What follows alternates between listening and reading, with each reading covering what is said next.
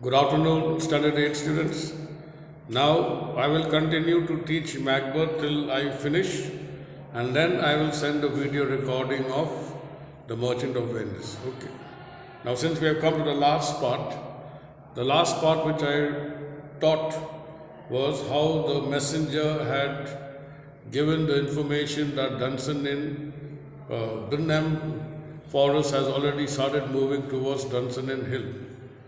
So Macbeth was very annoyed and he told the messenger, called him a liar and a slave.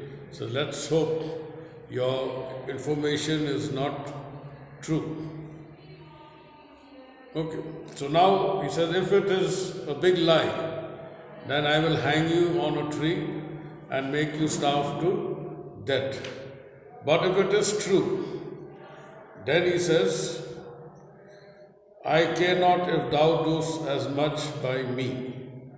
For Macbeth now began to faint in resolution. So now there's something very shocking that now he has understood that Burnham Forest has already started to move. That means the end is coming. And no doubt the equivocal speeches of the Spirit. He was not in fear till Burnham Wood should come to Dunsinane. And now a wood did move. However, said he, if this, what which he avouches be true, let us arm and out. There is no flying hence, no staying here. I'll begin to be weary of the sun and wish my life to an end. With these desperate speeches, he sallied upon the besiegers who had now come up to the castle. The strange appearance which had given the messenger an idea of wood moving is easily solved. When the besieging army marched through the Burnham, Malcolm, like a skillful general, instructed his soldiers to hew down, hew means to cut down every one above and bear it before him, by way of concealing the true numbers of his host. This marching of the soldiers with bows had brought to pass, in a sense different from that in which Macbeth had understood them. And one great hold of his confidence was gone. Now Macbeth felt that the trees from Burnham Wood, they have to be uprooted and then shifted, which is not possible. But Malcolm, King Duncan's son, he told each soldier to cut down a branch and walk with it, start marching towards. So the forest did move, but not in the way in which Macbeth thought it would move. So one of Macbeth's confidence was gone. And now a severe skirmishing took place in which Macbeth, though feebly supported by those who called themselves as his friend, but in really hatred the tyrant, and inclined to the party of Malcolm and Macduff. Now, who Macbeth was depending on, that they would support him in this battle, they all betrayed him and called Macbeth a tyrant, and they joined Malcolm and Fleance's army to defeat Macbeth. Now, in a different sense of okay. Yet fought with the extreme of rage and valor, cutting to pieces all who were opposed to him, till he came to where Macduff was fighting. Now remember, the first child spirit had warned him, beware the Thanes of Fife. And the Thane of Fife was Macduff. So now while they were fighting, now he has come face to face with Macduff. Seeing Macduff and remembering the caution of the Spirit, who had counseled him to avoid Macduff above all men. He would have turned, but Macduff, who had been seeking him through the whole fight, opposed his turning, and a fierce contest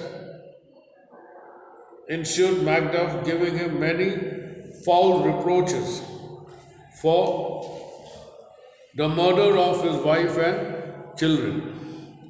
Macbeth, whose soul was charged enough with blood of that family already, would still have declined the combat. Combat means battle or war.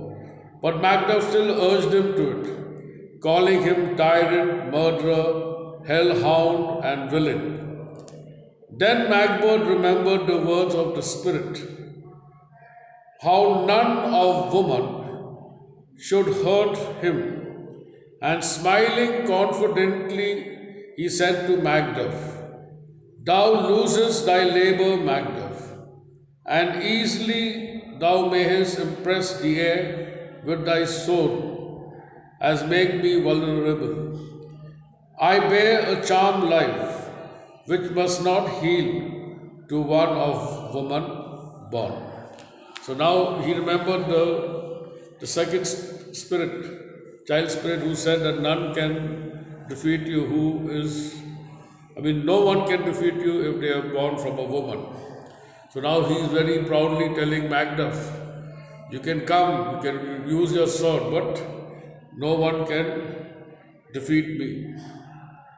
Display thy charm, said Macduff, and let that lying spirit whom thou hast served tell thee that Macduff was never born of woman, never as the ordinary manner of men is to be born, but was untimely taken from his mother.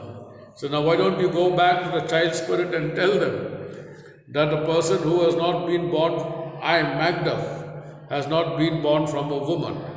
Now what he actually meant was that he did not have the normal procedure of being born to the natural delivery. He had an untimely birth.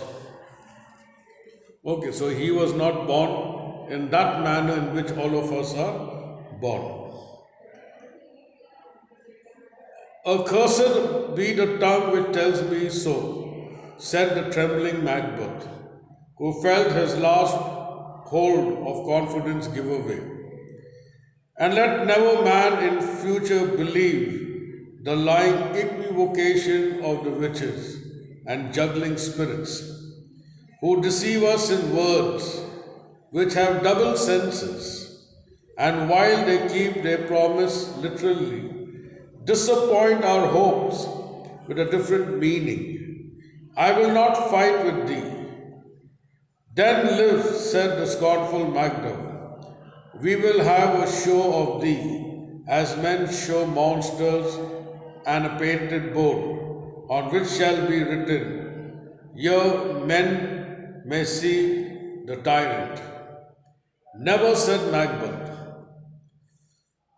whose courage returned with despair. I will not live to kiss the ground before young Malcolm's feet, and to be baited with the curses of the rabble. Though Birnam woods be come to Dunsinane, and thou opposed to me, who was never born of woman, yet will I try the last. With these frantic words, he threw himself upon Macduff, who, after a severe struggle in the end, overcame him, means defeated Macbeth, and cutting off his head, made a present of it to the young and lawful King Malcolm, who took upon him the government, which by the machinations of the usurper he had so long been deprived of, and ascended the throne of Duncan, the meek, armed the acclamation of the nobles and the people. So now we have come to that part where Macduff comes face to face with Macbeth, And Macduff was waiting for a chance to take his revenge because the way Macbeth had killed his wife and children. But then Macbeth remembers the second child spirit's prophecy and challenges Macduff. And then Macduff very sarcastically tells Macbeth, go and ask those child spirits that I was not born of a woman. I had an untimely birth, so I am not counted as a normal person being born from a woman. Now the last hope of Macbeth also left him. And then he wanted to have an end. But then when Macduff spares his life, but there is a kind of a treatment given to tyrants. Their hands will be tied and they will have to walk down the street with a placard, see the tyrant. And then he will have to stoop in front of Malcolm and touch his feet and ask for forgiveness. But then Macbeth realized that he said, I'm not going to do this. I'll rather die fighting. So he starts fighting with Macduff, and finally Macduff was successful in killing Macbeth. So what he did was, he cut off Macbeth's head and he gave it to King Malcolm as a present for which he will be holding the office, or he will be now ruling as a king of Scotland. So this is the end of Macbeth. Now in the next video class, I will be teaching you the Merchant of Venice. Now the teaching of the Merchant of Venice may not go hand in hand. Now I'll start the video of the Merchant of Venice in the next class. But in the meantime, I will be sending you the word meanings. So please write the word meanings of the Merchant of Venice. Okay, thank you.